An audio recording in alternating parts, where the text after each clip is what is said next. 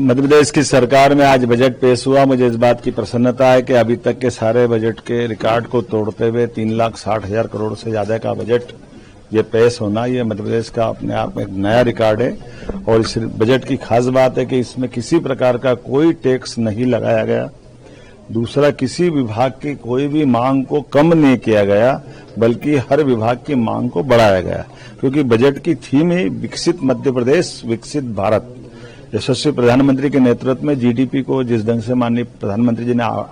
अपेक्षा की है, उसी भावना के अनुरूप हमने अपने बजट का लक्ष्य तय किया है कि आने वाले 5 साल में ये बजट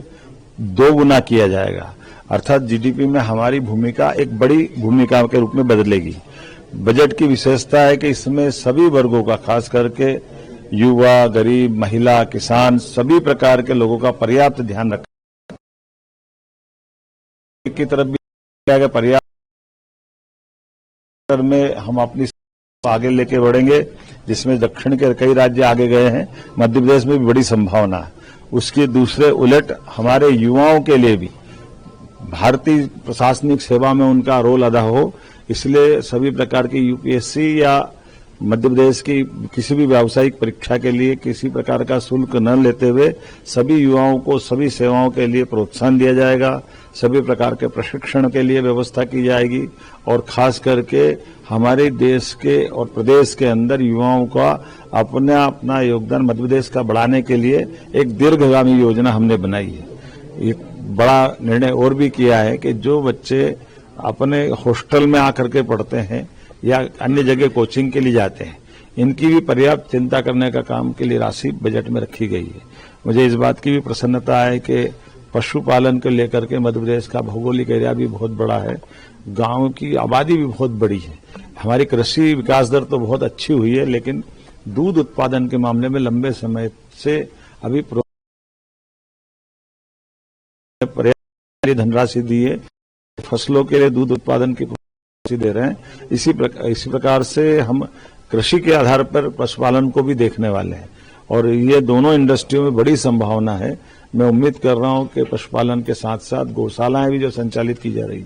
उनकी राशि को भी हमने पर्याप्त रूप से रखा है, ताकि गौशालाओं का संचालन अलग अलग संस्थाएं, गौशाला संचालन करने में पंचायत है, नगर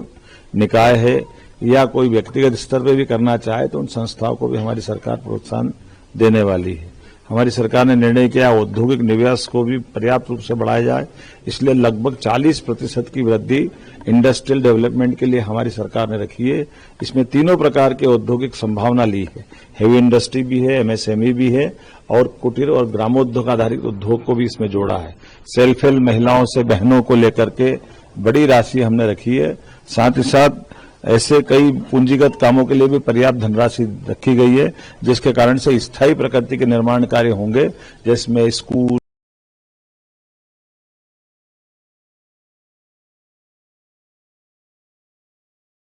मालवा से जोड़ करके सीधे डायरेक्ट कनेक्टिविटी